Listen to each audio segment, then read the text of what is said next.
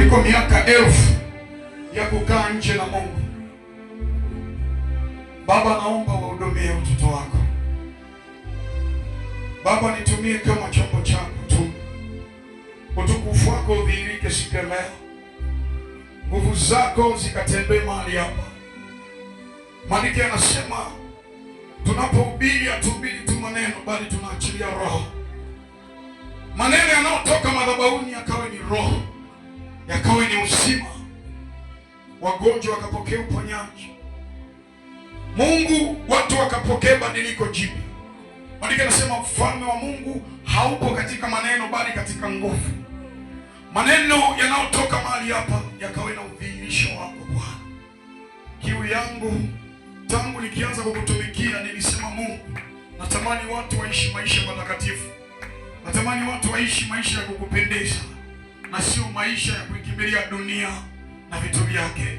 Ninaomba Bwana, neno linalotoka mahali hapa likabadilishe moyo wa mtu, na mwenye imani mmoja mshangilie Bwana kwa makofi na vigelegele. Nataka nisikie amen za nguvu. Haleluya, haleluya. Yes. Unaweza ukaketi mahali ulipo. Unawapenda wote waliokuwepo Ijumaa mahali hapa, punga mkono juu niwaone. Haleluya. Ninawapenda wote, amen. Hata ambao hamkuwepo ninawapenda pia, sababu siwezi jua mlikuwa na majukumu gani. Lakini unaheri wewe ambaye umepata nafasi ya kufika nyumbani mwa Mungu. Nadhani Mungu hataacha utoke kama ulivyoingia. Maandiko yanasema, na Bwana ulituma neno lake kutuponya na kututoa katika maangamizo. Namna pekee ambayo wewe Mungu atakutoa kwenye maangamizo ni kwa neno lake tu. Ndio maana Yesu alipojaribiwa na shetani, Yesu alijua hii kanuni. Yesu alijua hii kanuni kwamba badilisha kitu hiki kiwe hivi. Akasema, hapana ndugu yangu, hatuishi tu kwa hicho unachokitaka wewe, bali sisi tunaishi kwa kila neno litokalo kwenye kinywa cha Mungu. Na ndio maana ninakwambia lazima uishi ukijiamini. Kuna mtu mmoja alipita hapa, alikuwa akitoa shuhuda, nilimsikia. Anyway, nakusahihisha na siku nyingine usirudie. Eti japokuwa shetani ananipiga, lakini namshukuru Mungu. Hautaki kujiona mdhaifu. Hautaki kujiona kwamba shetani anaweza kukushinda. Haleluya. Haleluya. Hata kama umefika pointi ya mwisho kwenye koma, unataka kukata roho, unatakiwa amini kwamba bado nitaishi, nitakuwa hai. Maandiko yanasema sitakufa bali nitaishi ili niyasimulie matendo makuu ya nani? Ya Mungu. Ukienda kwenye mtazamo huo, hata shetani atakuogopa. Ukienda kwenye mtazamo huo, hata nguvu za giza zitakuheshimu. Haleluya. Haleluya. Aonavyo mtu nafsini mwake, aonavyo mtu nafsini mwake. Badilisha the way unavyojiona. Mwambie jirani yako, badilisha the way unavyojiona. Unapojiona ndio kunaamua maisha yako yawe. Unapojiona ndio kunaamua hatima yako iwe. Ukijiona ni mshindi, amini ushindi unakuja. Acha kudanganya na sauti zinazokuambia uwezi. Acha kudanganya na sauti zinazokuambia utaishia njiani. Muangalie Mungu ambaye unamtegemea. Tatizo sisi wanadamu wa leo tumekuwa ni watu tunaotafsiri vita kwa uso tunaitafsiri vita kwa uso wa Mungu. Unatakiwa utafsiri Mungu kwa uso wa vita. Yaani ukikutana na vita yoyote, usianze kuangalia ukubwa wa vita, angalia ukubwa wa Mungu uliye naye. Na hiyo ndio siri iliyosababisha Daudi alishinda. Daudi, ni kweli Goliathi alikuwa ni jitu la kutisha. Ni kweli Goliathi alikuwa ni jitu la kupanda. Lakini Daudi akasema ya kwamba ikiwa namtegemea Mungu, Mungu aliyekuwa naye alimtegemea, akajua ya kwamba lazima atamshindia. Katikati ya Goliathi aliyekuwa ni jitu, katikati ya ugonjwa ambao unaona ni jitu, katikati ya hasara unaoona ni jitu, nataka nikwambie Mungu ni mkubwa kuliko hicho unachokiona kinakudogosha katika jina la Yesu. Kitu ambacho shetani, unajua shetani ambacho wanakifanya. Shetani huwa anafanya hivi. Shetani anatuletea matatizo ili tuone Mungu si kitu kati. Tuone Mungu si kitu, mzee wa kanisa. Bwana Yesu asifiwe sana. Matatizo yanapokuja, shetani anashangaa sana yule mtu ambaye matatizo yanamjia, alafu bado anaendelea kumwambia Bwana, wewe ni Bwana, utabaki kuwa ni Mungu, bado ninakutukuza Bwana. Hakuna watu ambao wanaogopeka na Mungu, wanaogopeka kuzimu kama watu ambao wanapitia changamoto lakini bado wanamtukuza Mungu. Na huyo ndio mtu ambaye Mungu anakutaka katika jina la Yesu. Sio wewe unayemtukuza Mungu tu kwenye Maandiko yanasema mshukuru Mungu kwa kila jambo. Unapoona magumu, unapoona mazito, wewe mshukuru Mungu, utaitikisa kuzimu. Wewe mshukuru Mungu, utaitikisa kuzimu. Kuna wakati mwingine hata wachawi ndio wanakufuata. Waliokuja kukuchezea wanasema vipi umelalaje?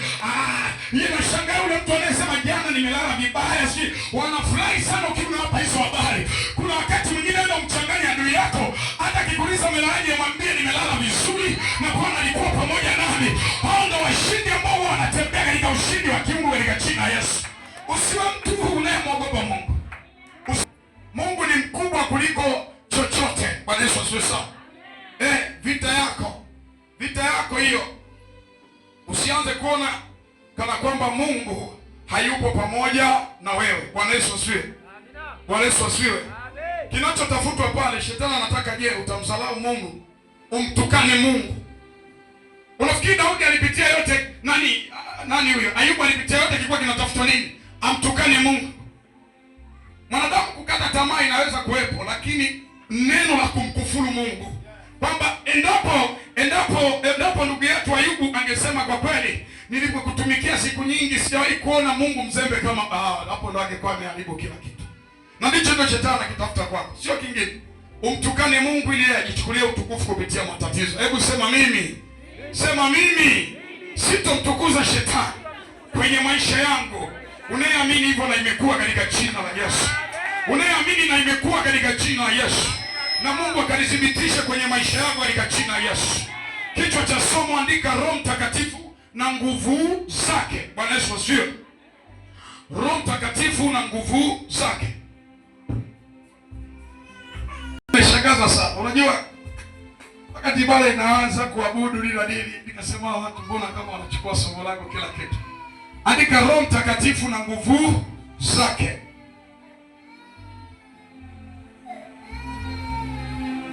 Mungu anisemesha kwa bale hiki kitu, kwa bali ya Roho Mtakatifu na nguvu zake. Wengi tumekuwa tukisikia Roho Mtakatifu, Roho Mtakatifu, Roho Mtakatifu, Roho Mtakatifu, lakini pia Roho Mtakatifu anazo nguvu zake. Roho Mtakatifu ana nini? Ana nguvu zake. Na sio tu kwa bali ya nguvu zake. Unajua, sijui kama naweza nikapata kopo la maji hapo nitoe mfano kitu fulani. Mimi napenda sana kufundisha, mtu aendelee. Nisaidie hata inakurudisha. Bwana Yesu asifiwe sana. Roho Mtakatifu na nini? Na nguvu zake. Watu wa Mungu, ukitaka uenjoy Roho Mtakatifu kwenye maisha yako, watu wengi wanakuwa wanamtaka Roho Mtakatifu kipande. Anataka kitu fulani. Bwana Yesu asifiwe sana. Haya ni nini? Haya ni maji. Kilichotunza haya maji ni nini? Ni kichupa. Okay. Kwa hiyo tunaashumu watu wengi huwa wanatafuta kilichopo. Ukienda dukani unanunua maji, lakini hawakupi maji matupu, si ndio hivyo? Hawakupi maji matupu. Lazima wakupe nani? Na chupa yake ili uliyashike. Si ndio hivyo? Sasa watu wengi huwa wanakosea siku moja. Huwa wanataka vilivyoko ndani afu cha nje wakitaka. Ndio maana unakuta mtu anataka Roho Mtakatifu nipe tu hekima, nipe nini? Anataka sehemu ya, ila hataki full package. Haleluya.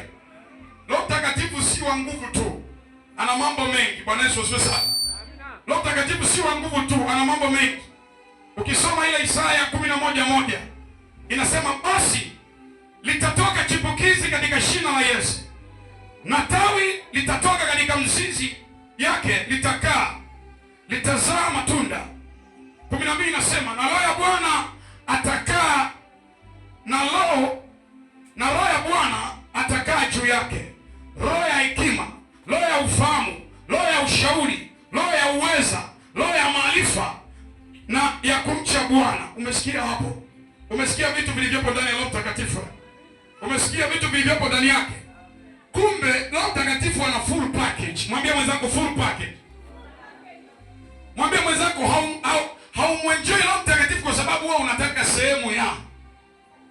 Unataka sehemu ya. Huwezi kwenda dukani wakupe maji matupu. Utayaweka wapi? Utaweka mikononi? Hapana, inabidi ununue na nini? Na chupa. Maana humu ndani ndo kuna hekima, maarifa, kuna nguvu, kuna kila kitu unachokitaka, lakini sharti lazima uchukue chupa zima, ndio utamwenjoy Roho Mtakatifu. Halo, halo, sijui na ubadilisha mfahamu wa mtu ambaye yamini Roho Mtakatifu ni wa nguvu tu. Bwana Yesu asifiwe sana. Kwa hiyo sasa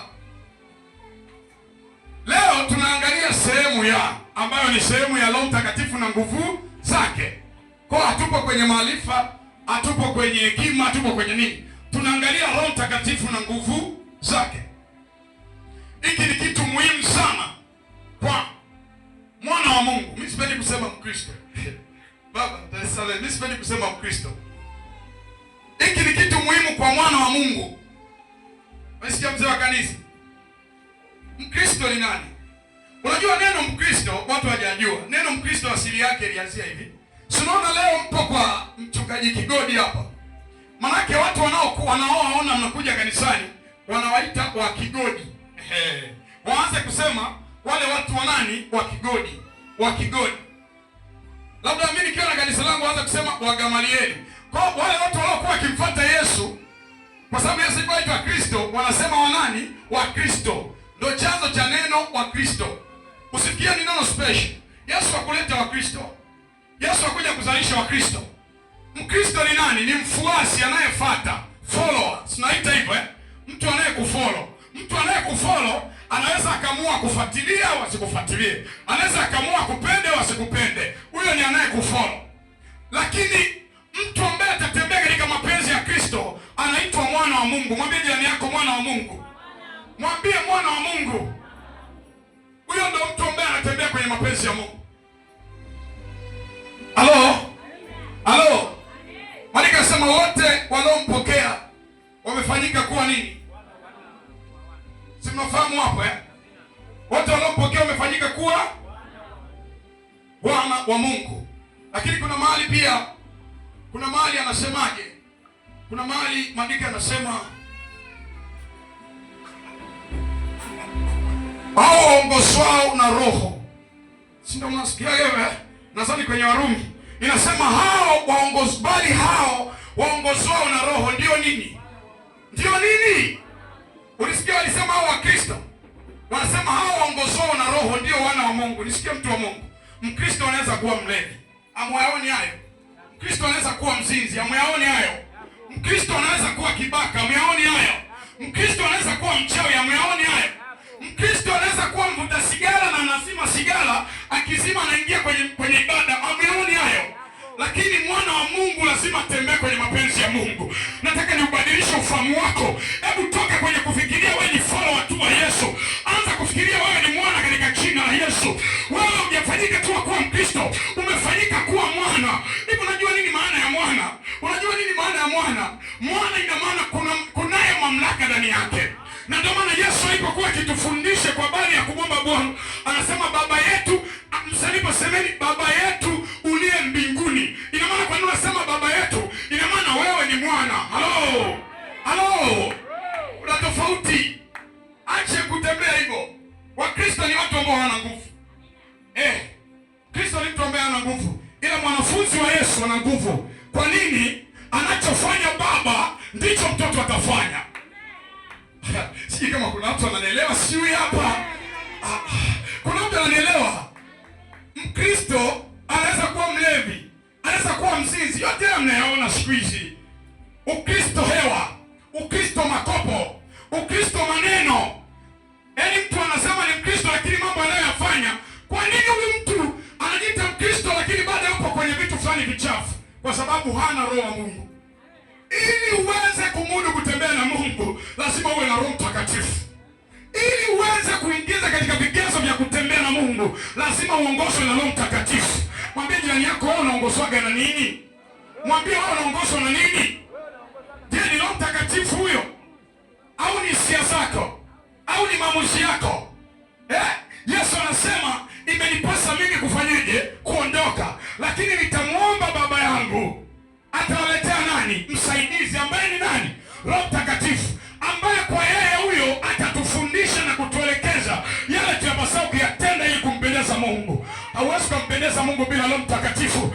Kama mwae kwenda mahali popote unasema Roho Mtakatifu ana lazima, unadanganyika. Watu wa Mungu, mwili wa binadamu hawezi kuongozwa bila roho. Mwanadamu lazima awe na roho, na ndio maana mtu asiye na Roho Mtakatifu lazima awe na roho za mapepo, lazima awe na roho za majini. Ina maana mwili wa mwanadamu ni hekalu. Ndio maana maandiko yanasemaje? Anasema au hamjui ya kuwa miili yenu ni nini? Ni hekalu la Roho Mtakatifu. Kama ni hekalu, ina maana mwili wako usipokuwa hekalu la Roho Mtakatifu, unaweza kuwa hekalu la mapepo, unaweza kuwa hekalu la misimu, unaweza kuwa hekalu la majini. Hebu sema nakataa katika jina la Yesu. Hebu sema nakataa katika jina la Yesu. Hivi kuna watu wana asili ya kukataa dhambi. Sema nakataa katika jina la Yesu. Kuwa hekalu, mwili wangu kuwa hekalu la kuzimu, mwili wangu kuwa hekalu la uzinzi, mwili wangu ni hekalu la mtakatifu, mwili wangu ni hekalu la Roho Mtakatifu katika jina la Yesu. Mimi Kristo ni taito tu ya kawaida. Wakristo wanachanjwa. Anaenda kanisani anachanjwa. Wakristo wanalishwa nyama. Mkristo anaweza akalishwa nyama. Mkristo anachukuliwa msukule. Amuyaoni? Mtu anaenda kanisani kabisa, lakini bado anauawa kichawi. Huyo ni Mkristo. Tunatembea katika dimension za Mungu kwa kuwa wana. Mwambie mwenzako, hebu amua kuwa mwana. Hebu mnongoneze, mwambie amua kuwa mwana basi. Amua kuwa mwana basi. Ndio maana Yesu anaambiwaje? Shetani alijua kumbe huyu mtu sio kawaida. Zamani ilikuwa wana wa Mungu alikuwa ni Yesu labda na malaika na mapepo. Ndio ilikuwa anaitwa wana wa Mungu. Sio hivyo? Sisi tulikuwa tunaitwa watu. Ndio maana kuna tofauti mbili kati ya watu wa Mungu na wana wa nini? Wa Mungu. Watu wa Mungu ni watu wasiookoka.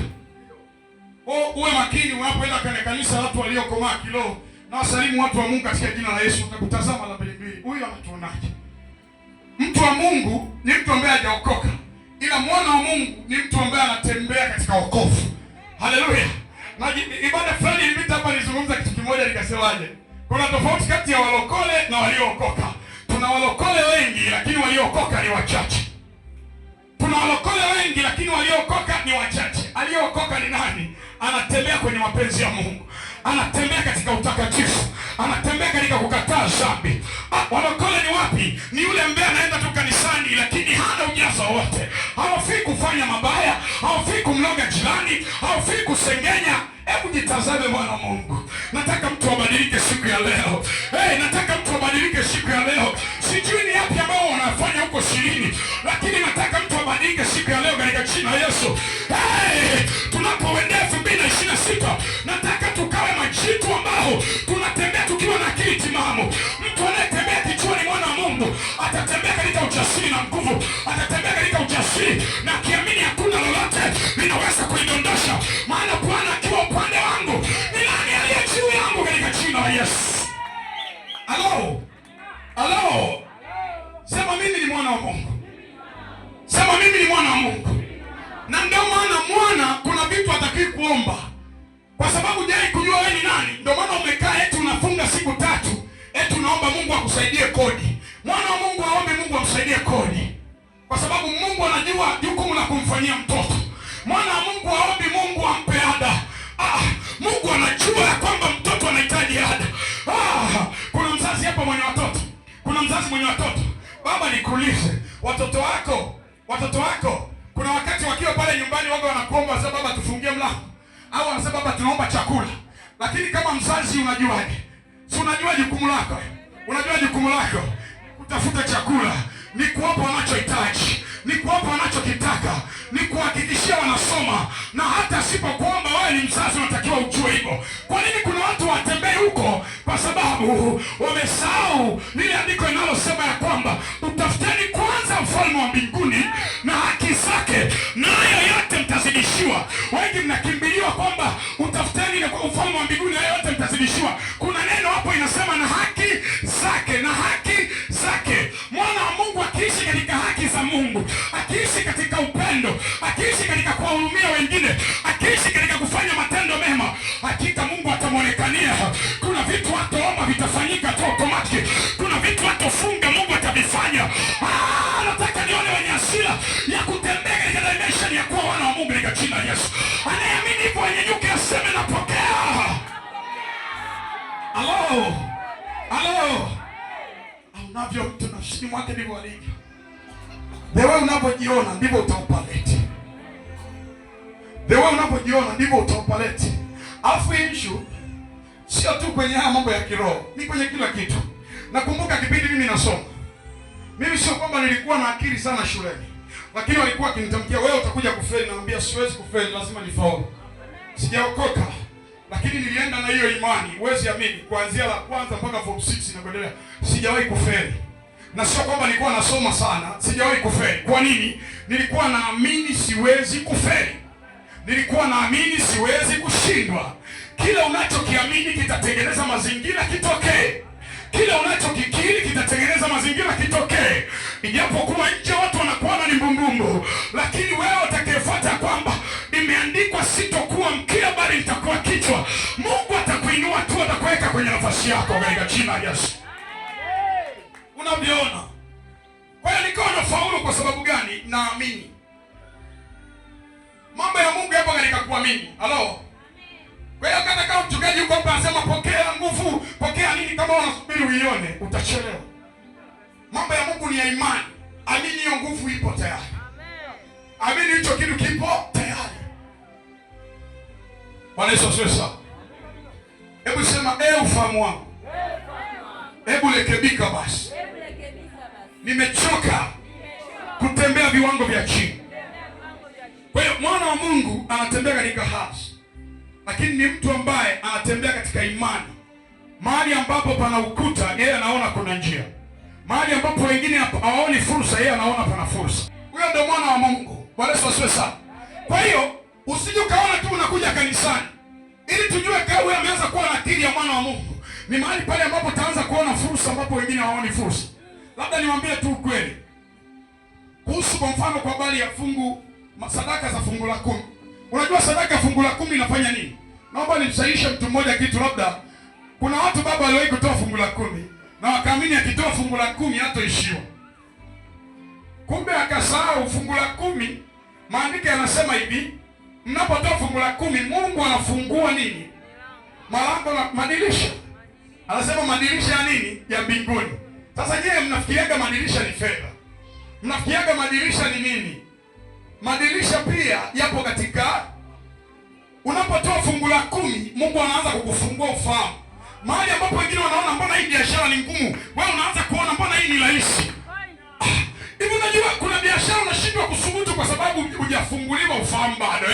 Kumbe unapotoa fungu la 10 ufahamu wako wa ndani unaanza kufunguliwa. Kuna vitu ambavyo wengine wana struggle wao kigusa vinatokea kwa sababu unaenda katika ufahamu wa kuelewa, vitaleta matunda.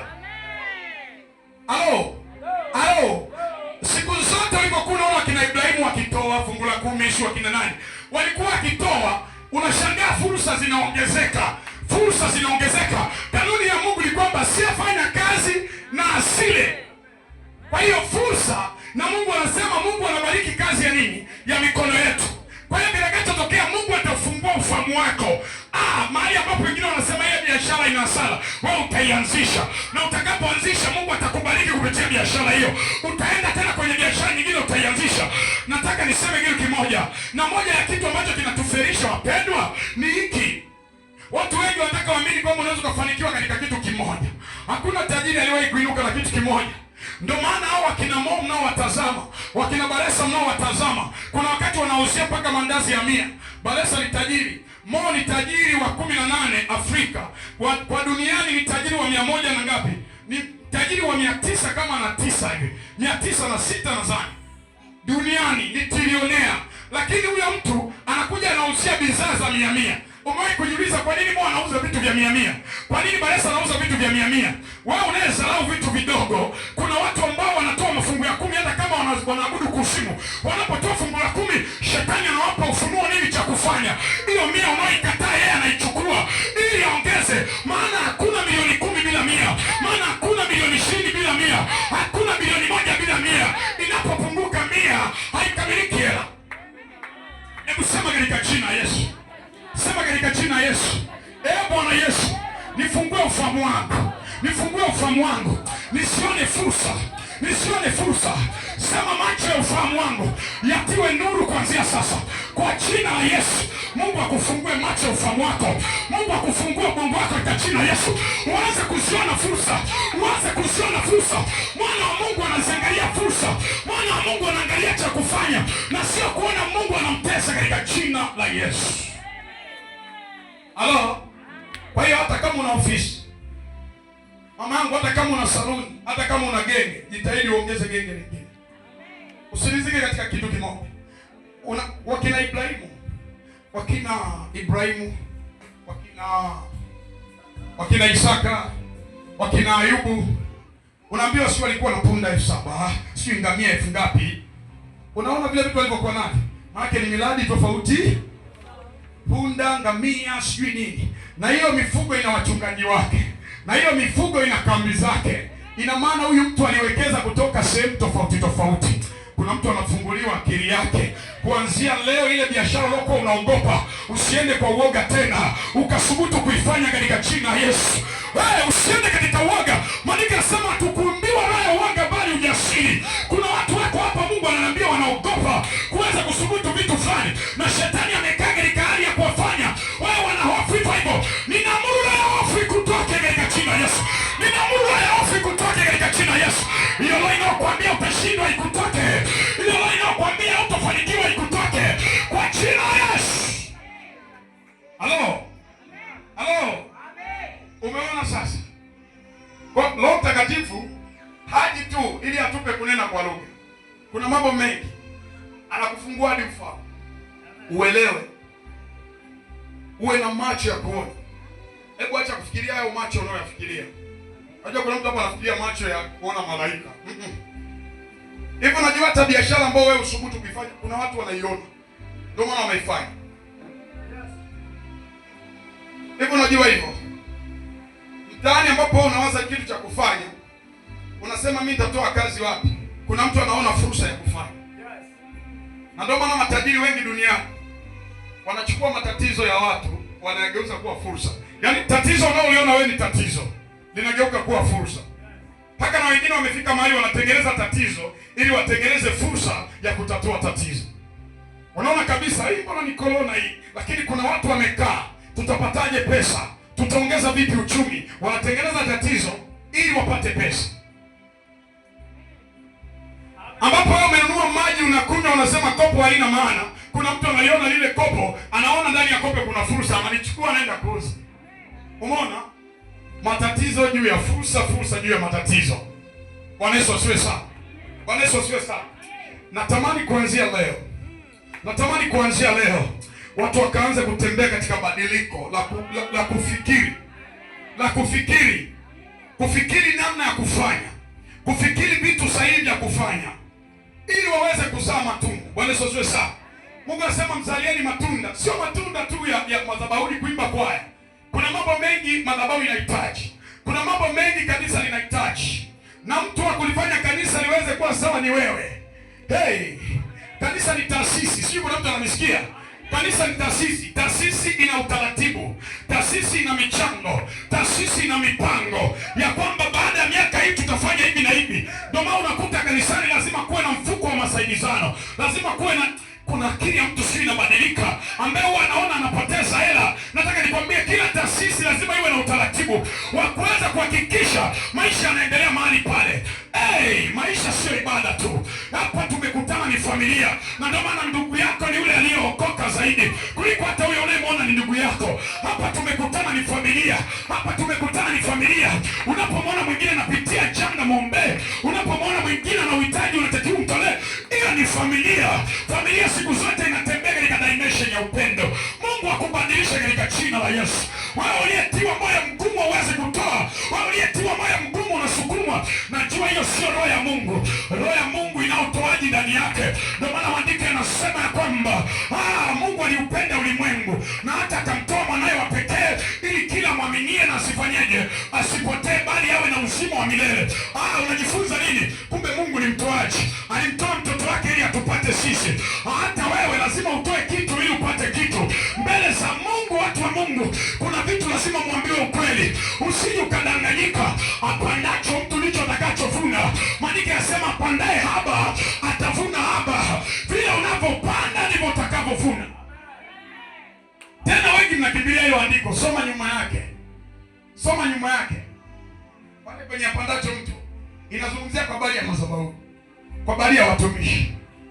Kwa hiyo pale unapopanda utegemee utavuna hivyo hivyo. Halo? Halo? Pale unapopanda tegemea utavuna hivyo hivyo. Kwa hiyo mtu ambaye ni mwana wa Mungu natamani aanze kutazama vitu kwa namna ya tofauti. Unapoona mchango usisikie kero. Usisikie kwamba ni jambo mimi linanikwaza hili. Mbona kila siku hivyo hivi? Nataka hivi, nakwambia ukweli. Kama unahitaji kanisa hilo kamilika, utaacha kusali. Hakuna kanisa hilo kamilika. Kila kanisa ukienda kuna changamoto zake. Kila kanisa ukienda na kama wewe kudanganya kuna kanisa hilo kamilika, hakuna. Unasikia mtumishi? Hakuna kanisa hilo kamilika. Kanisa ni kama mochwari. Mochwari inapokea vidonda vya pikipiki. Waliokufa kwa ajali ya pikipiki, waliokufa kwa treni, waliofia kwenye maji, wote wakichukuliwa mimi napelekwa wapi? Mochwari. Ndio maana kanisani ni mahali pa kutengeneza watu ili wampendeze nani? Mungu. Unaanza kuona kero michango, nenda kwingine. Nenda kwa Waloma, maana utakimbia. Waloma wana michango, bado utakimbia. Alafu ishu ya kufanikiwa watu wa Mungu sio maombi, kama mlidanganywa. Kufanikiwa sio maombi. Kufanikiwa kimwili ni kanuni. Maombi hayana cha kufanya hapo. Maombi yanalainisha njia. Maombi yanalainisha njia. Kuzuia chuma ulete.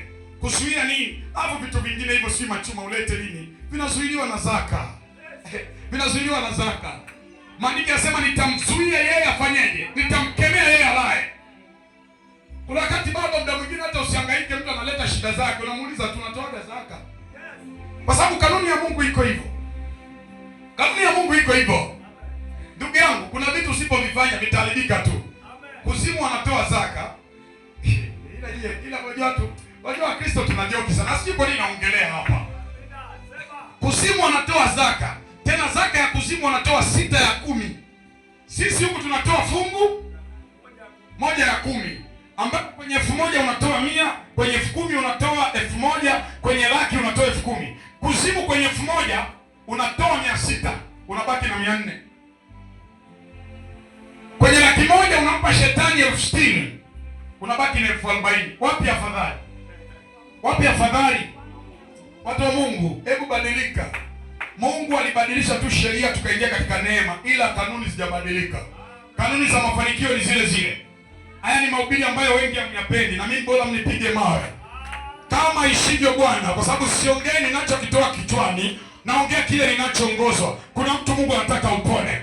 Najua hiyo roho chafu ndani yako inakukasirisha. Kwa nini naongelea hapa sizungumzie mengine? Mimi nataka upone katika jina la Yesu. Na hiyo ndio maana ya ibada. Tunakuja ili tuponywe. Tunakuja ili tukutane na Bwana. Tunakuja ili tukutane na neno jipya la kutufusha. Na hata hiki ninachokuambia kinakuponya katika jina la Yesu. Unataka upunguze magonjwa ndani kwa watoto? Toa zaka. Mungu ndiye ataingilia vita yako. Hebu naomba nisikie vizuri. Haina maana kwamba usipotoa zaka hutofanikiwa. Ila vitu vyako vitakuwa vinapigwa. Ndio wale watu wakipata mtaji. Wako hapa. Wakipata mtaji, simu inaita. Halo? Mama yako huko ameumwa, amelazwa, yani yuko hoi. Hela ambayo itaka afanye kitu fulani anatuma wapi kwa mama yake? Ajui shetani anapofanya kazi. Akipata hela ya kufanyia kitu cha maana, inapiga. Mdogo wako huko ana madaftari na nini? Alikuwa na mipango ya kufanya sijui ajenge kiwanja, sijui afanye nini. Vitu haviendi. Kwa nini? Shetani anapata pa kukushtaki. Na shetani huwa anawashtaki watu wapo wasiotoa zaka. Wanapigwa vitu vyao. Utapigwa vitu ni kweli, utakuja madhabahuni tutakuombea. Mapepo yakitoka yatarudi tena. Kwa nini? Kuna kanuni ya uhifadhi. Hebu Mungu akubadilishe katika jina la Yesu. Mungu akubadilishe katika jina la Yesu. Nataka nikwambie kwamba hivi vitu vina umuhimu. Sijui kwa nini naongelea hapa. Kuna mtu Mungu anataka apone. Kuna mtu Mungu anataka apone. Na anayetaka kupona aseme Yesu nisaidie. Aseme Yesu nisaidie. Watu wa Mungu, mafanikio ni kanuni. Na hiyo kanuni akifuata Freemason, akifuata mganga, ikifuata kuzimu, mafanikio wanafanyaje? Wanayaona. Kanuni ziliwekwa na Mungu. Kuna vitu viliwekwa na Mungu automatic, sio vya Wakristo wala Waislamu. Kitu kama kufunga. Wewe unakataa kufunga, kuna mganga anafunga siku 4. tena anapewa masharti asimeze hata mate. Huo mfungo mkali sana. Unaambiwa hata mate yako usimeze. Kwa mate yakimnania anatema. Siku 4 anakutana na Mkristo. Sio mwana wa Mungu. Mwana wa Mungu mganga hata afunge siku 4 hawezi kumloga. Unajua wana wa Mungu ndani yao wanaonekana na nini? Mtu anayeongozwa na Roho Mtakatifu au mtu mwenye Roho Mtakatifu, wachawi wakimuona wanaonaga moto, wanaonaga mwanga. Wanaonaga mwanga. Kwa hiyo wachawi wanajua kabisa yule haingiliki. Sasa tunafanyaje tumwingilie? Wanaanza kupeleleza tabia zako za zamani. Ndio maana wachawi wakikushindwa sana, nguvu za giza zikikushindwa, zinarudi katika asili yako. Huyu mtu alikuwa ni nani zamani? Alikuwa mlevi. Alikuwa anapenda wanawake. Wanaanza kutafuta namna ya kukutengenezea matukio hayo ili urudi kwenye dhambi. Halo, mwana wa Mungu huwa halogwi. Mwana wa Mungu huwa halogwi. Umenisikia vizuri? Yaani ukitembea katika ufahamu wa kwamba wewe ni mwana wa Mungu, hautologwa. Unatembea na moto. Mwezi wa 6 mimi nimeenda Sumbawanga. Nimefika Sumbawanga, nimefikia pale mjini ambapo wanaishi wazazi wangu. Sasa sisi tulitokea kijijini. Sasa wazazi wako mjini. Kwa hiyo inabidi niende kijijini kwenda kusalimia ndugu zangu wengine. Baba yangu akanambia, mwanangu usiende. Nikamwambia baba, kwa nini? Anasema nimekotea ndoto mbaya, nimekuota wewe ni kichaa. Umeenda kule wamekufanya kwa kichaa, unachukua makaburi, unaenda makaburini unachukua misalaba unabeba mitaani na mabukta. Nimeota kuna mtu anakutegea. Mimi nikamwambia baba, sikia.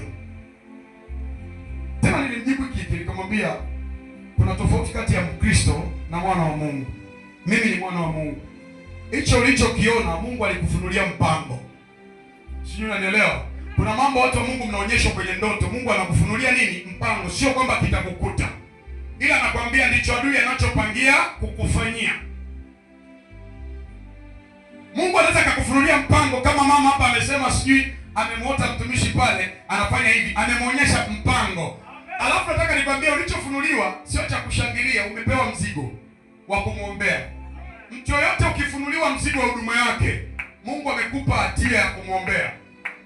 Na siku akiharibikiwa wewe utashtakiwa. Wewe furahia kwa hotea watu. Kuna mtu ambaye anaoteaga watu ndoto hapa, anafurahia ndoto za watu.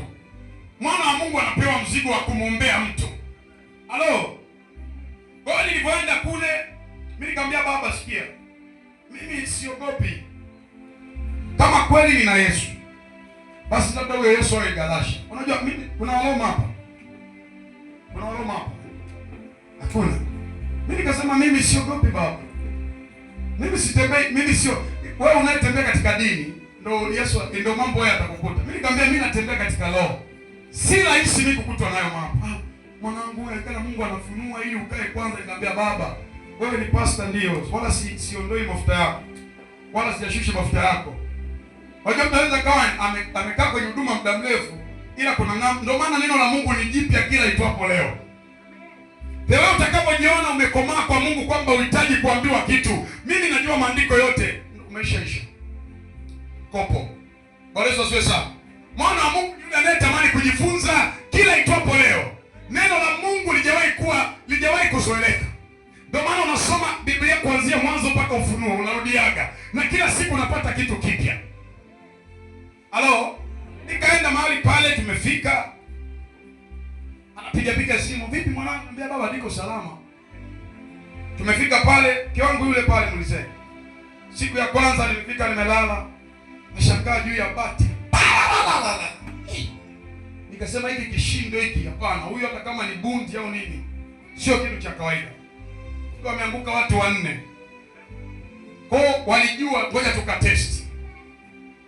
Wameanguka watu 4. Na mimi nilipojua ni watu. Sasa mdogo wangu mmoja ametoka eti anawashasha na tuambia wewe ukawaona. Anaona mhusika aliyekuja kufanywa hayo. Nikamwambia Sumbawanga kuna baridi sana huko Mungu. Tena ilikuwa kipindi cha baridi. Nikamwambia Mungu naomba wagandishe hapo hapo. Masaa 2. Mangapi? Ilikuwa 2 4. Nisema mangapi? 2.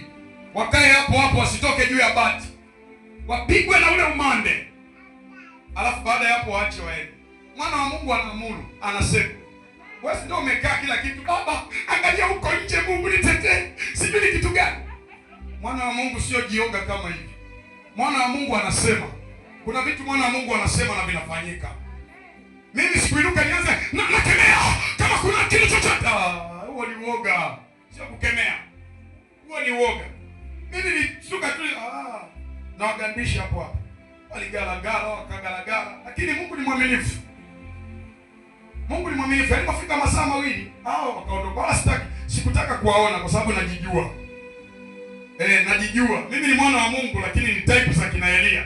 Nisingewaacha salama. Inawezekana nisingeshusha moto, ila na mimi ningeshusha moto mwingine. Nisingewaacha salama. Kwa hiyo nilijua watu utawafanya kitu kibaya. Kweli. Namchukia mchawi kuliko mnavyofikiria. Na kama kuna mchawi hapa hutotoka salama. Yaani nachukia uchawi kuliko unavyofikiria. Kwa sababu maisha ya wengi yapo kwenye shida kwa sababu ya uchawi.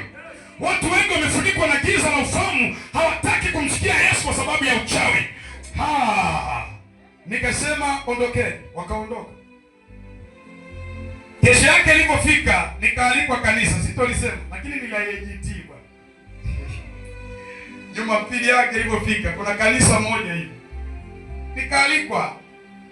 Hilo kanisa nilikuwepo ambapo kipindi nakulia utotoni. So mimi nikajua watu wamenifurahia kwa sababu hawajaniona miaka. Unajua mimi niliondokaga nikiwa mhuni, nikarudi nikawa mtumishi.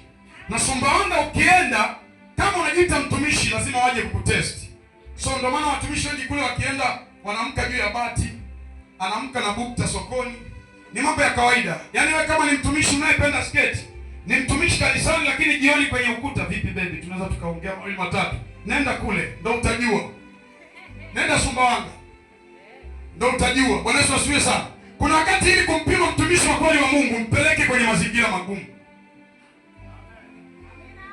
Kama kweli Roho Mtakatifu nenda kwenye mazingira magumu. Mungu gani ataruhusu uchukuliwe na bukta? Umekuja kuhubiri unakutwa na bukta sokoni. Tena wanakupiga dawa unaamka saa 3 asubuhi. Kwa watu kabisa na kipenzi kinaishia huko. Alikuja kuleta mkutano. Umeona siaka za Sumbawanga. So nikakaribishwa. Nimekaribishwa kwenda kuhubiri mahali pale. Mimi nikaenda kwa upendo bwana. Unajua kuna vingine Mungu anafunua, anakuonyesha mpango, lakini kuna vingine anakuonyesha tukio litakalo kuja, na hata ukiliombea hautoliondoa litatokea tu.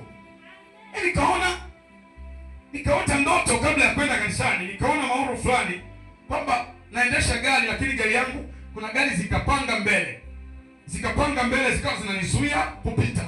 Wakatoka watu kwenye zile gari wananizuia kufanyeje? Kupita. Nikamwambia mbona mnanizuia kupita? Kwa hiyo mimi kama nawapiga na moto nafanyaje? Sasa ndoto, mtumishi wa Mungu, mtu ambaye unaitwa kwenye huduma. Sometimes unaota gari.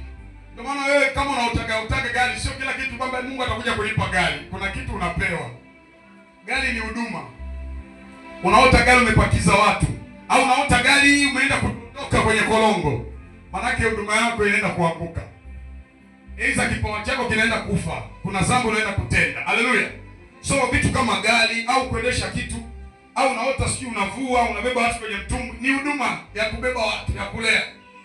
Bwana Yesu asifiwe sana. So mimi nimeenda kanisani pale. Nikasema Mungu hiki ina maana gani? Nimefika kanisani pale, nikaamini ni wapendwa ambao tuko pamoja, wananifurahia. Sadaka nzuri. Ndipo kabisa. Tumefurahi kukuona. Jamani, leo tuna mgeni wetu, mtoto ambaye aliondoka ni mhuni. Leo amerudi akiwa na Yesu, anatupa neno kutoka Dar es Salaam. Na watumishi wengi wa Dar es Salaam wanaogopeka. Hiyo kwa kweli ndio saluti. Ukienda mikoani, watumishi wengi wa Dar es Salaam wanaogopeka. Sasa nimekanyaga madhabahuni. Kuna baridi ilikuwa kali sana. Kwa sababu kule ibada huwa zinaanza mapema. Lakini ghafla nikaanza kusikia joto ambalo si la kawaida. Najiuliza hili joto linatoka wapi? Nikaanza kuhubiri. Si somo lilikuwa inaitwaje? Somo la leo si ilikuwa ni nini nakumbuka. Nimeanza kuhubiri dakika ya kwanza, dakika ya pili, dakika ya tatu. Nilipofika dakika ya 10, kanisa zima likalala. Jamani, hii sio story. Hii sio story. Kiwango ile pale mulizeni. Kuanzia mchungaji, washirika, wazee wa kanisa, dakika 10 watu wote. Bwana Yesu asifiwe. Kuna wengine wanajitahidi. Jamani, sichekeshi eti. Nikajiuliza, Mungu kuna nini? Lakini wakati huo nasikia joto kubwa. Kumbe mimi nimekaa nimejisahau na ubiri. Unajua watu ambao kuna wakati unakuta kanisani unakuta liko hivi, kanao makini sana. Kuna vitu waga vinaama hapo. Kuna watu ukikuta kanisani analala hapa, anatoka kwenye mwili, anaenda nyumbani kwake kuchukua matumbuli, anaanza kukuloga, anaanza kuchezeana na wewe. Sasa nikasema hapo wameingilia kwenye ngome ambayo sio yao. Mwana wa Mungu hajawahi kurogeka, wakawa wanajaribu kutuma vitu. Kumbe lile joto nalo lisikia ni malaika yuko nyuma yangu, ila mimi sielewi mpaka nasikia joto hili. Ni malaika. Kumbe wanatuma mishale, malaika anafanyaje? Anaipangua. Mimi nikaendelea kuhubiri, miujiza ilifanyika pale, ikatembea, watu wakapona, wakafunguliwa. Tumemaliza ibada. Mimi kumbuka ni mgeni baba, ndo nimekuja kwako. Tumemaliza ibada, nitakemea hata useme, Gamaliel, ongea hata kwa ibada. Mchungaji akanipita, akaondoka kimya, hamna kunisalimia. Wazee wa kanisa wanaondoka. Mimi kwa aibu nikafanyaje? Nikatoka kanisani, nikamchukua mke wangu, tukaondoka. Ugenini ndicho nilichofanyiwa. Sasa nataka nikwambie nini? Umemwona mwana wa Mungu anapotembea. Ina maana mwana wa Mungu anajulikana hata katikati ya watu wanaoigiza kwamba wana nuru. Ili nuru ionekane ina nguvu, lazima iende mahali pa giza. Sio kila kanisa ni kanisa la Mungu. Watu wameoza, watu wa Mungu. Siku hizi kumeoza. Kwani makini na madhabahu zingine. So mimi niliona kwa sababu ni watu tunaofahamiana. Na ukimpenda mtu sana huwezi kuona kinachoendelea. Ukimpenda mtu sana Mungu akuonyeshi anayoyafanya kwa sababu utaumia. Ukimpenda mke wako kuliko Mungu, Mungu hatakwambia kama anakuchiti. Mimi nakwambia ukweli. Ila ukimpenda sana Mungu ndio ukafatisha wanadamu, Mungu atakwambia kila kitu. Kuna mtu anaamka hapa. Kuna mtu anabadilisha ufahamu wake hapa.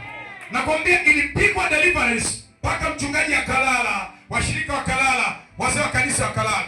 Baadaye napigiwa simu.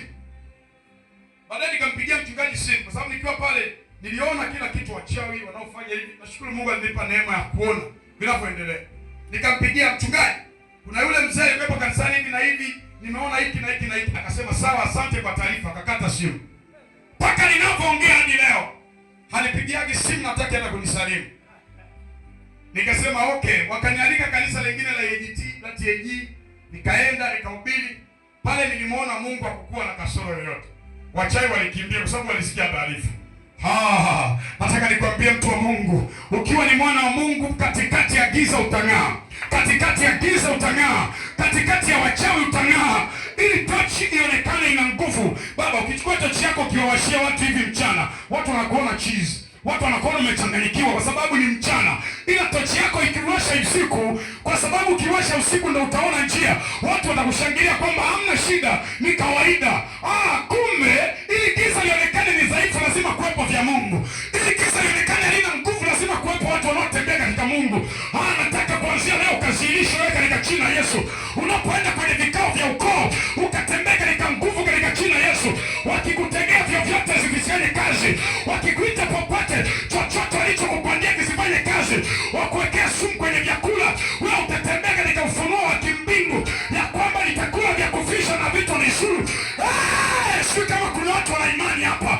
Sijui kama kuna watu wana imani ajabu hapa. Watakutegea mapando, lakini atawarudia wao. Maandiko yanasema walichokupandia kitarudia wao. Anayekuonea nitamlisha nyama yake mwenyewe. Natamkia adui zako katika jina la Yesu. Walivyoviachilia kwako vinawarudia. Anayeamini hivyo asimame, akubali kwamba ninawashambulia. Mapando yao hayatanirudia tena. Walivyovituma vitawarudia wao, vitawapiga wao kwa jina la Yesu. Unaona sasa? Kaa. Mwana wa Mungu anatembea katika usilisho. Tutakujuaje katikati ya giza? Unajua wengi mko hapa unafikiria uchawi hamna. Kuna watu wanakiza kijinga, bana uchawi ni. Kuna watu ambao wamelogwa. Unajua hivi vitu ukiviamini ndio vipo, usipoamini akiji. Mimi mtu yote ambaye anaamini uchawi hamna amelogwa. Kwa ile sehemu ambayo mimi nilisoma, nilifanyaje, nilikulia, nilikuwa naona ni kawaida. Kipindi sijaokoka, baada ya kuokoka nilipokuwa naviona watu wa Mungu, watu walianza kunipisha njiani hivi. Ukiona kutana tu na watu njiani wanakuachia njia, sio kila mtu kwamba anakuachia njia anaenda sehemu nyingine. Kuna kitu amekiona ndani yako. Ndio maana wachawi wanaweza kaiona hatima ya mtu. Wanaweza kaona kilichopo ndani yako. Wanaweza kaona tumbo lako limebeba waziri miaka ijayo. Tumbo lako limebeba mbunge atakaye kuja kulikomboa taifa miaka ijayo. Ndio maana wanakiona mapema, wanakutia utasa. Wanaachilia utasa ili usifikie kwenye kusudi lako. Yoyote aliyekwamishiwa kusudi kwa kuweza kuangaliwa na jicho la kichawi, akacheleshwa mpango wake wote katika jina la Yesu. Ninaamuru mpango wa kuzimu kuachie. Chochote walichokupandia ili kikuteketeze, walichokupandia ili kikucheleweshe, usizae watoto wenye akili, watoto waliokusudiwa na Bwana. Ninaamuru waachie kwa jina la Yesu. Fatili hata kwenye maandiko. Wote waliopitia hali ya utasa walikuwa wanazaa vitu vinavyoeleweka. Kwa hiyo shetani, kwa sababu anajua utazaa watu wa maana, utamzaa Samueli. Utamzaa Samueli, anafunga tumbo. Bwana Yesu asifiwe sana. Ndio maana kuna wakati pia lazima uwe na mafunuo jinsi ya kuboba Mungu. Kuna wakati mwingine ni kesha umefanya, si umetoa fungu la 10 ndio, umefanya nini? Kuna wakati toa nadhiri. Si unamfungua mtu hapa. Si unamfungua mtu hapa. Watu wa Mungu, ibada ina mambo mengi. Ibada sio kitu kimoja. Ili ugali uive, ili ugali usongwe, ugali unahitaji kuni, ugali unahitaji moto, ugali unahitaji maji, ugali unahitaji sufuria, ugali unahitaji kuchochewa, na kila kitu kwenye ibada akipo kwa kitu kimoja. Ndio maana unaweza ukawa mzuri kwenye maombi, usipokuwa mtoaji shetani anakupiga. Unaweza ukawa mzuri kwenye utoaji, usipoomba shetani anakupiga. Unaweza ukawa nini, usipotoa fungu la 10 shetani anakupiga. Sasa mwana wa Mungu unatakiwa utembee na vyote. Ukiwa kwenye mikesha unaenda, ikiwa ni fungu la 10 unatoa, ikiwa ni sadaka unatoa, kuwasaidia wengine unajitoa, kuombea wengine unajitoa, kufunga unajitoa. Lazima utembee hivyo ndio utaona ushindi. Wewe nenda na kimoja kimoja, jidanganye eti mimi niliitiwa tu utoaji. Ulitiwa utoaji, akuombee nani? Akuombee nani? Tena leo hii na Wakristo wengi wanafu. Unakuombea mpendwa. Tena bora hata hapa nimekuta utaratibu mzuri, na huu utaratibu ninauiga. Sikuiga sio dhambi. Kuna wakati mwingine mnaposimama ile mlinifungua kitu. Tuombee wagonjwa, tuombee nini? Bora hata ukapata dakika 2 ya kumtamkia mgonjwa jambo. Kwa sababu wengi wanatembea katika kusengenya, kusema vibaya, bora kimkute hiki tuone. So Mungu atathamini hata ile neno lililomtamkia mtu. Bwana Yesu asifiwe sana. Kwa wengi waliotembea na Mungu waliokuja kuzaa watoto bora walifungwa matumbo. Kama wewe ambao umefungwa tumbo leo. Inaweza likuwa sio tumbo la uzao, likawa tumbo la biashara, likawa tumbo la chochote. Wanazuia. Kwa sababu anajua huyu akizalisha vitu atakuwa kingdom financial wa kanisa. Atasaidia kanisa kiuchumi, wanakuzuia. Yoyote aliyezuiliwa na kifungo kwa sababu ya mission ya Mungu mbeleni, ninaamuru malaika waanze kupita kwa ajili ya operation. Waanze kupita kwa ajili ya operation. Wapite mahali ulipokaa. Wapite kwenye biashara zako. Wapite kwenye tumbo lako. Wapite kwenye uzao wako. Chochote kilichofungwa ndani yako ili usitimize mpango wa Mungu, ninaamuru kikuachie katika jina la Yesu. Ninaamuru kikuachie katika jina la Yesu. Kuna wengine Mungu ameweka mission kubwa tu kupitia ndoa zao. Watakapoolewa watamtumikia Mungu kwa viwango. Kilichokufunga, kinachozuia ndoa yako, kinachozuia kesho yako, kinakuachia katika jina la Yesu. Anaamini aseme amen. Halo. Halo. Amen. Sema mwana wa Mungu. Mwana wa Mungu. Sema mimi ni mwana wa Mungu. Mimi ni mwana wa Mungu. Bwana Yesu asifiwe sana. Nisomee Matendo ya Mitume sura ya 1 kuanzia mstari wa 6 hadi wa 9. Matendo ya Mitume sura ya 1 kuanzia mstari wa 1 hadi wa 9. Nitasoma wa 6. Matendo ya Mitume sura ya 1 mstari wa 1 wa 6 mstari wa 6 hadi wa 9. Hadi wa 9. Yes. Biblia inasema, ndio. Basi walipokutanika wakamuuliza wakisema, Je, Bwana wakati huu ndipo warudishia Israeli ufalme? Akamwambia, si kazi yenu kujua nyakati wala majira Baba aliyoyaweka katika mamlaka yake mwenyewe, lakini mtapokea nguvu akisha kuajilia juu yenu Roho Mtakatifu, nanyi mtakuwa mashuhuda wangu katika Yerusalemu na katika Uyahudi wote na Samaria hata mwisho wa nchi. Rudia tena hapo, lakini mtapokea nguvu akisha kuajilia juu yenu Roho Mtakatifu, ndio, nanyi mtakuwa mashahidi wangu katika Yerusalemu na katika Uyahudi wote na Samaria na hata mwisho wa nchi. Komea hapo. Bwana Yesu asifiwe sana. Hao wanafunzi walipoona Yesu anawaambia habari za kuondoka, wakaanza kumdadisi. Bwana, au ndio kipindi kile unakuja? Unajua wao walitafsiri kimwili Walijua labda Yesu amekuja kumpokonya ufalme yule mfalme wao wa kimwili. Hawakuelewa kama Yesu ni mfalme, lakini sio kwa namna ile. So wakajua kwamba Yesu amekuja kufanyaje? Kufanya hivyo. Lakini Yesu akawayeyusha na hilo swali. Kuna namna ya kumyeyusha mtu swali unaleta kitu kingine. Yesu akawaingizia mada mpya. Anamwambia mimi natakiwa nifanyeje? Niondoke. Inabidi mkae mtulie. Hebu sema nikae nitulie. Anasema lakini mtapokea nguvu. Mtapokea nguvu itakayowawezesha kwenye kila kitu. Hauwezi kutenda mapenzi ya Mungu kama huna nguvu. Hauwezi kuishi utakatifu kama huna nguvu. Kwa nini leo unakuja kanisani na unafanya uzinzi? Kwa sababu ni mkavu. Hakuna nguvu. Bwana Yesu asifiwe sana. Napenda sana hapo. Lakini mtapokea nguvu akisha kuajilia juu yenu Roho Mtakatifu, nanyi mtakuwa mashahidi wangu katika Yerusalemu.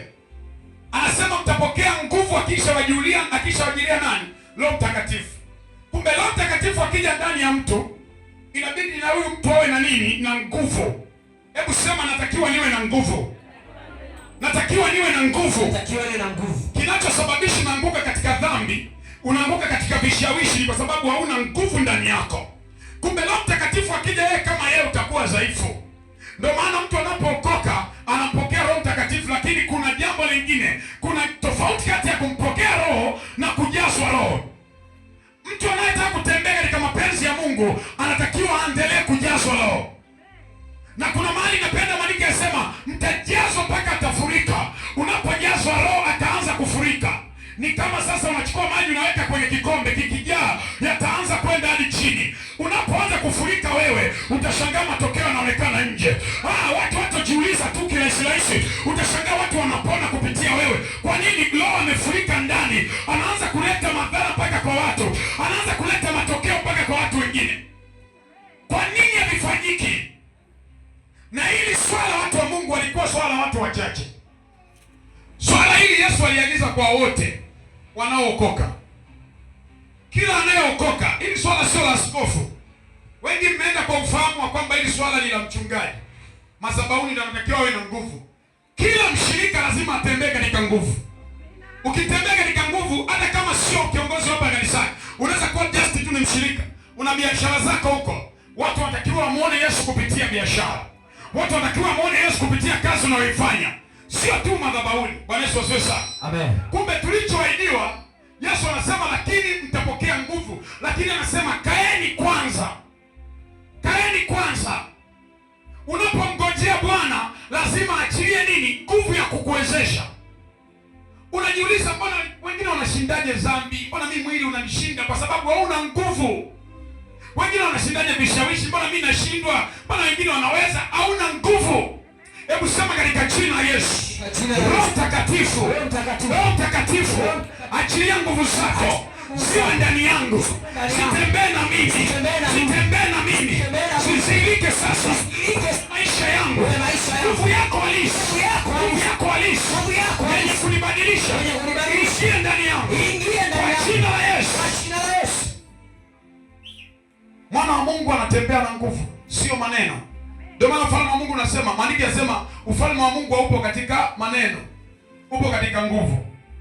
Ndio maana watu wa Mungu, maneno na nguvu vitajulikana.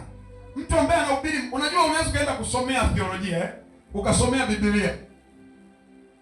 Ukasoma kabisa kwa sababu ni chuo, unaweza kusoma mtu yeyote hata mshirika. Ukao unajua Biblia.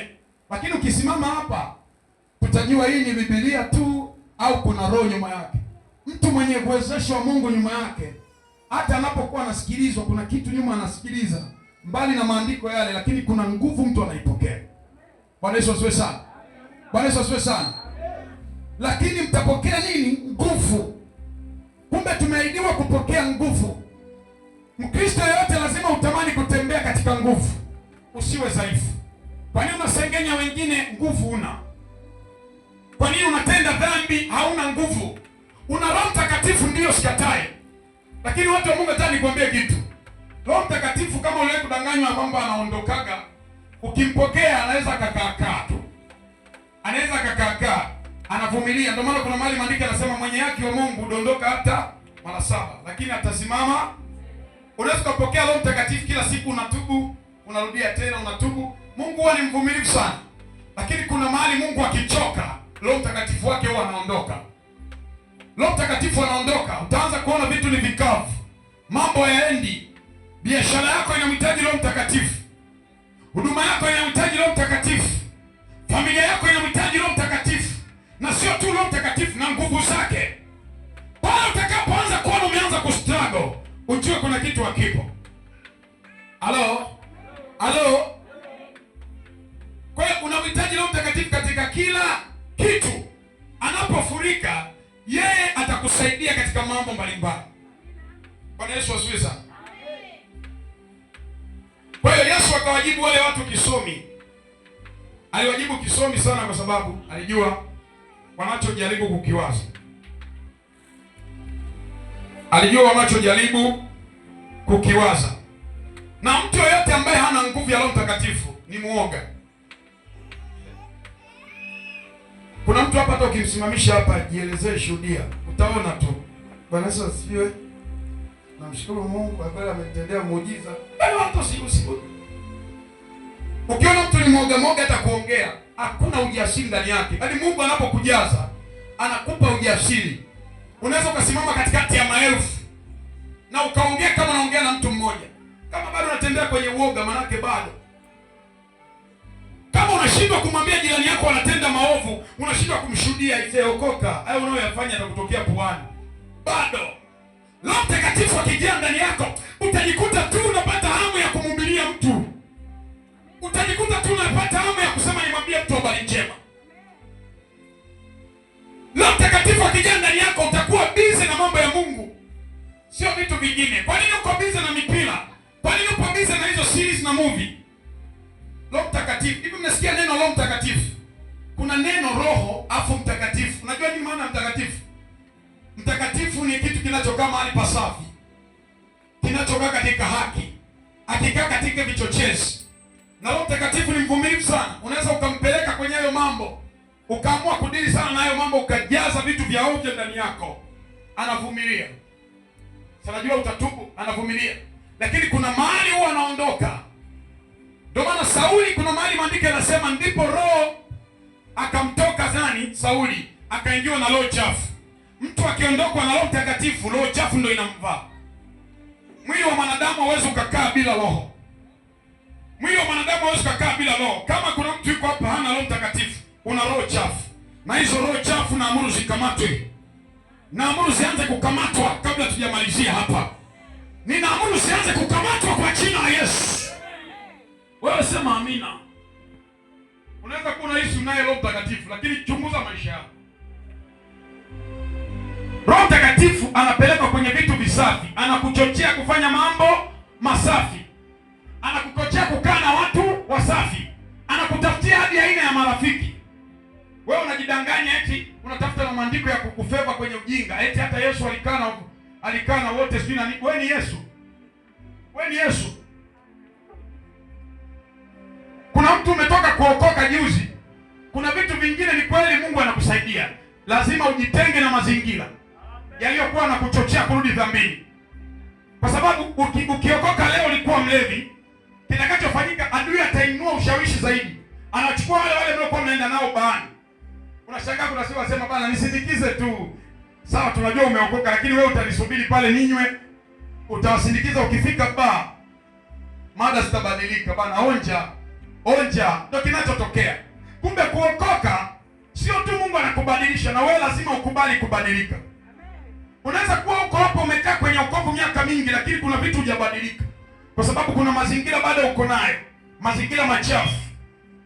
Kuna aina ya marafiki wanaozungumza vitu vibaya. Nini nasema uharibu tabia njema?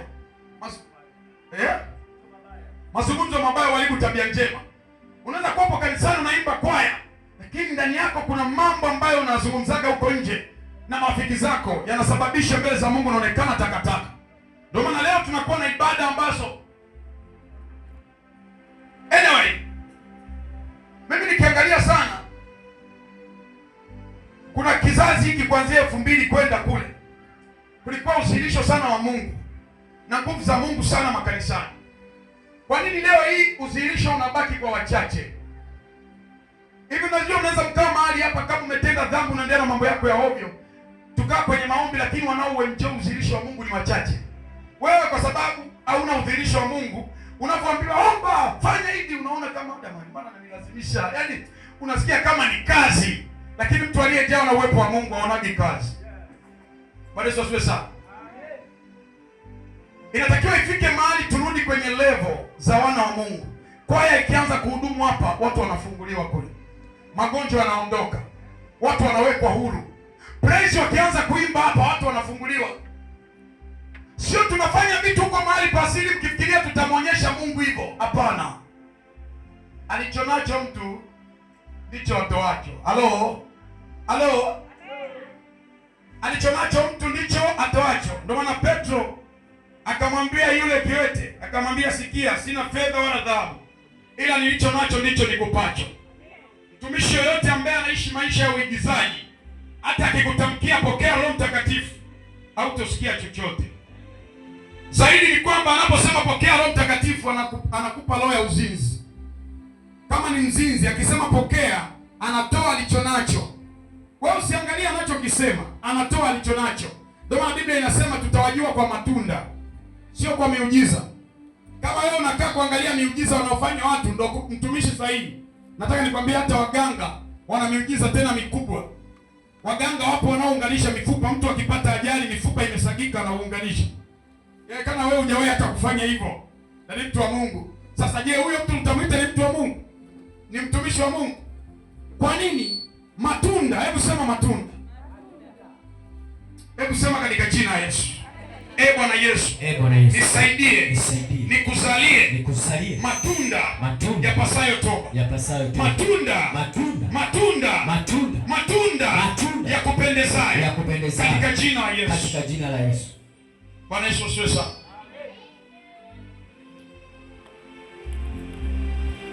Kwa hiyo watu wa Mungu, utakatifu ni kitu muhimu kuliko unavyofikiria. Wewe leta mbwembwe, fanya mambo yote, imba kwaya, cheza sebene, fanya nini, utakatifu ndio kitu muhimu. Mungu anakitaka. Bwana Yesu asifiwe sana. Na Mungu ananiambia hapa, tunatakiwa tuombe watu wajazwe Roho Mtakatifu. Watu wajazwe nguvu ya Roho Mtakatifu. Kuna watu mjawahi kunena kwa lugha. Kuna watu unajua mahali wanapozungumzia kwamba wakanena kwa lugha mpya, kilichotokea ni nini? Roho ndiye aliwawezesha watu. Wewe hapo unasubiri Roho anene, ndio maana unachelewa. Kwamba sasa mpaka anene mwenyewe. Roho atakuwezesha. Ndio maana unaweza kunasema wakati uko busy unaomba labda asante Yesu, asante tete. Asante tete. Unashangaa unaanza kuscratchiwa kwenye neno hili. Roho anataka kukuhamisha. Wewe umekazania, usimzuie. Kuna watu wanataka wapokee nguvu ya Roho Mtakatifu hapa. Wapokee nguvu ya kutembea katika kushinda dhambi. Watembee katika nguvu ya kushinda maovu. Watembee katika nguvu ya kushinda uzinzi, kushinda vishawishi. Wajae Roho Mtakatifu. Wajae Roho Mtakatifu. Na huyo mtu natamani ukae wewe katika jina la Yesu. Ukijana nguvu za Roho Mtakatifu utaanza kusikia kushuhudia watu. Utaanza kusikia tu kutoa bila kusukumwa. Utaanza kusikia tu kutoa mafungu ya 10 bila kusukumwa. Roho Mtakatifu akijaa anakuelekeza. Roho inayokuwa ndani ya mtu inampa maelekezo. Ndio maana ukiwa hauna Roho Mtakatifu na roho ya uzinzi inaku inakuelekeza nenda kazini, inakuelekeza nenda kalale na fulani. Kumbe kila roho ina maelekezo. Na mimi natamani huyu Roho Mtakatifu ambaye unamsikiaga, hata kama unamsikiaga siku ya leo, nataka umuonje katika jina la Yesu. Uonje nguvu zake, uonje uwepo wake, atembee na wewe kwenye kila jambo, atembee na wewe kwenye kila udhirisho. Miujiza mnaoiona, uponyaji mnaouona, mnakuja hapa madhabahuni mnashuhudia, asante Mungu nimepona. Kinachofanyika ni nini? Ni Roho Mtakatifu. Jina la Yesu ni tiketi tuliyopewa kuombea. Kwa lazima uombe kwa jina la Yesu ndio kitu kitendeke. Sijajua wewe unayeomba, maana nasikia kuna kuomba kwa jina la wengine mnaowaomba. Lakini Biblia inasema mtaomba lolote kwa jina langu, nami nitalitenda ili Baba atukuzwe ndani ya Mwana. Sasa wewe unaoomba kwa jina la Marieta, sasa sijajua wapi imeandikwa. Halo? Hebu sema ufahamu wangu funguka. Sema ufahamu wangu funguka. Ufahamu wangu funguka. Hebu simama mahali ulipo. Kuna jambo nataka nilifanye hapa.